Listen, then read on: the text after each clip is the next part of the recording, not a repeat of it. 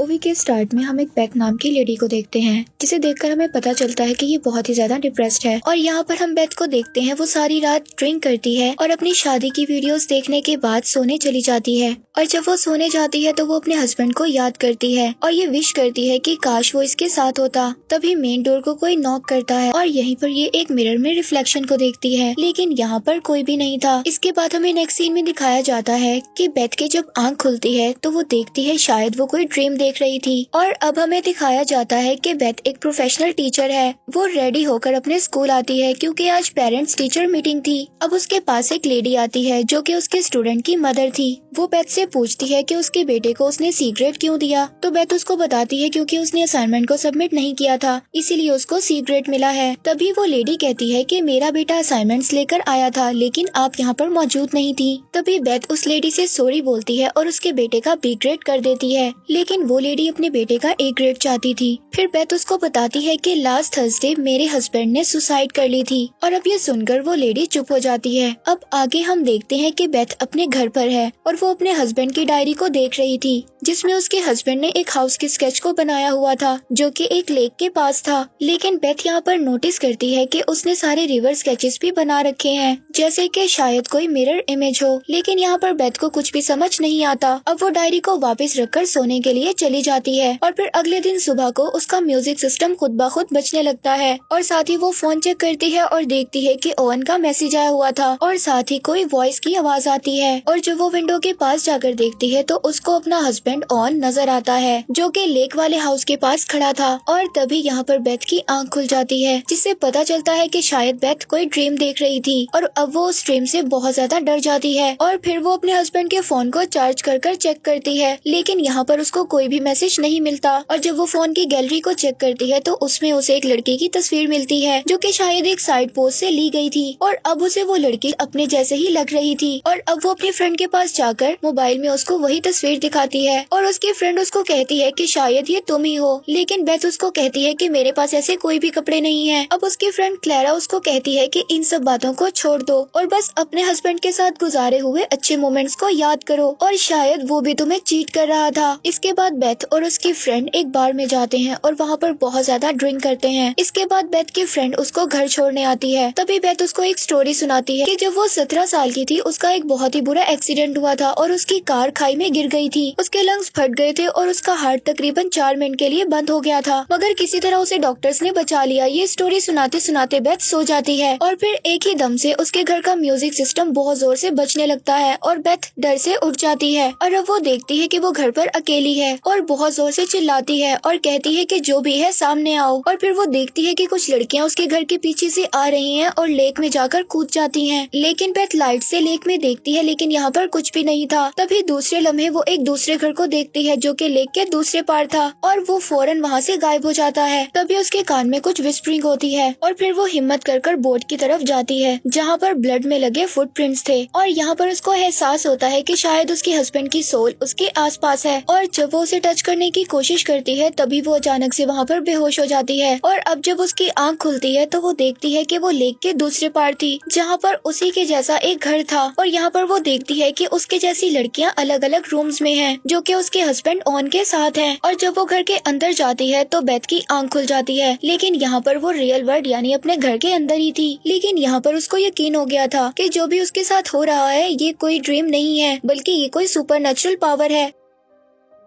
और फिर वो अपने हस्बैंड का फोन चेक करती है जिसमें उसे बहुत सारी लड़कियों की तस्वीरें मिलती हैं जो लड़कियां दिखने में उसी के जैसी थी। और फिर वो इन्वेस्टिगेशन करने के लिए लेक के दूसरी तरफ जाने लगती है। तभी उसका नेबर उसको फॉरेस्ट के पास मिलता है और उसको रोकता है कि फॉरेस्ट में वो अकेली ना जाए, लेकिन वो अपने नेबर की नहीं सुनती और वहाँ पर चली जाती है। अब बेथ को वहाँ पर फॉरेस्ट में एक घर नजर आता है जो कि बिल्कुल उसके घर जैसा ही था लेकिन बहुत ज्यादा खराब हालत में था। और अब जब वो घर के अंदर आती है तो वहाँ पर उसको एक डॉल मिलती है जिसके अंदर बहुत ज्यादा पिन्स थी। ये देखकर उसे ये बात तो कंफर्म हो गई थी कि शायद ये कोई काला जादू है। इसके बाद वो अपने नेबर के घर दोबारा जाती है और उससे पूछती है कि तुम मुझे क्यों रोक रहे थे, तुम शायद मेरे हस्बैंड के बारे में कुछ जानते हो, उसके गलत कामों के बारे में तुम्हें कोई इन्फॉर्मेशन है। अब उसका नेबर उसको बताता है कि उस घर में उसने उसके हस्बैंड के साथ एक लड़की को देखा था और उसको इसीलिए कुछ नहीं बताया था कि शायद उसकी लाइफ इस बात से खराब हो। अब बेथ वापस घर जाकर अपने हस्बैंड की चीजों को देखने लगती है। वहाँ पर उसे 2 बुक्स मिलती हैं हैं जो कि एक काले जादू की थी। और उस बुक को पढ़ने के बाद बेथ को कुछ भी समझ में नहीं आता। वो गुस्से में उस डॉल को नीचे फेंक देती है जो डॉल उसे फॉरेस्ट वाले घर से मिली थी। लेकिन वो डॉल गिरने के बावजूद दोबारा सीधी खड़ी हो जाती है और फिर अचानक से बेथ को अपने ऊपर वाले फ्लोर से कुछ आवाजें आने लगती हैं। वो जब जाकर देखती है तो वहाँ पर उसे एक आदमी की सोल नजर आती है। जब वो उसे देखती है तो वो अपना सर उसकी तरफ घुमा लेता है, जिसे देखकर वो बहुत ज्यादा डर जाती है। और फिर अगले दिन बेथ बुक स्टोर पर जाती है जहाँ से ये बुक्स खरीदी गई थी। और बुक स्टोर में इसे वही लड़की नजर आती है जिसकी पिक्चर इसने अपने हस्बैंड के मोबाइल में देखी थी। और फिर वो उस लेडी से अपने हस्बैंड के बारे में पूछती है, जिसे सुनकर वो थोड़ी सी शॉक्ड हो जाती है। वो लेडी उसको बताती है कि शायद वो उसके हस्बैंड को जानती थी, लेकिन उनका आपस में कोई भी ऐसा रिलेशन नहीं था। इसके बाद बेथ अब अपनी फ्रेंड के पास जाती है और उसको सब चीजों के बारे में बताती है जो उसके साथ कुछ दिनों से हो रहा था। और उसके फ्रेंड ये सब सुनने के बाद कहती है कि तुम अपने हस्बैंड ओवन के बारे में सोचना छोड़ दो, क्योंकि अब वो मर चुका है। और फिर जब रात को बेथ दोबारा अपने घर वापस आ जाती है तो वही लेडी उससे मिलने आती है जिसको उसने बुक स्टोर में देखा था। अब वो उसको बताती है कि वो उसके हस्बैंड को इतनी अच्छी तरह नहीं जानती, वो बस आपस में अच्छे फ्रेंड्स थे। और वो लेडी उसको बताती है कि तुम्हारा हस्बैंड तुम्हें बहुत चाहता था। अब ये सारी बातें बताकर वो लेडी वहाँ से चली जाती है। इसके बाद बेथ बहुत ज्यादा ड्रिंक कर लेक के दूसरी तरफ घर में चली जाती है और यहाँ पर वो अपने हस्बैंड की सोल को बुलाने की कोशिश करती है, लेकिन वो यहाँ पर नहीं आती। तभी उसका पाँव वहाँ पर स्लिप हो जाता है। लेकिन जब लाइट से वो नीचे की तरफ देखती है तो वहाँ पर बहुत ज्यादा डेड बॉडीज थी, जिसे देखकर बेथ बहुत ज्यादा डर जाती है। अब बेथ वहाँ से डरकर भाग जाती है और अपने घर में बैठकर इस बात को सोच रही होती है कि ओवन ऐसा नहीं कर सकता। और वो रोते हुए अपने हस्बैंड को याद करने लगती है। तभी वहाँ पर उसे एक प्रेजेंस फील होती है और बेथ देखती है कि वॉशरूम के मिरर पर हेयर लिखा हुआ है। और यहाँ पर बेथ जाती है और फील करती है कि शायद ये उसके हस्बैंड की सोल है और वो सोल भी शायद बेथ को फील कर रही थी। लेकिन वहीं पर अचानक से एक विस्परिंग होती है और तभी झटके से बेथ उस सोल को छोड़ देती है। लेकिन बेथ जब वॉशरूम से बाहर जाने लगती है तो वॉशरूम का दरवाजा खुद से बंद हो जाता है और उसके मिरर में वो देखती है कि उसी की जैसी कोई लड़की है जिसे उसका हस्बैंड मार रहा है। तभी एक सोल बेथ का भी गला दबा देती है और उसको दरवाजे में मारती है। तभी वहाँ का दरवाजा खुल जाता है। इसके बाद बेथ अपने बेडरूम में जाती है और वहाँ पर देखती है कि बहुत सारी लड़कियों की सोल्स हैं जो कि छुपने की कोशिश कर रही हैं। और फिर से बेथ अपने हस्बैंड को देखती है जो कि किसी लड़की को मार रहा था। अब बेथ ये बात नोटिस करती है कि उसके साथ वहाँ पर कोई और सोल भी है और वही उसको खींचकर दूसरे रूम में ले जाती है और वो बेथ को वहीं पर ले जाती है जहाँ पर उसके हस्बैंड ने सारे मर्डर किए थे। और एंड में वो देखती है कि उसने अपने सर को अपने हस्बैंड की गोद में रखा हुआ है। और फिर से यहाँ पर उसके हस्बैंड के कान में कुछ विस्परिंग होती है और वो उसका गला दबाने की कोशिश करता है, लेकिन वो उसका गला नहीं दबा पाता। तभी बेथ उस परछाई से पूछती है कि तुम कौन हो।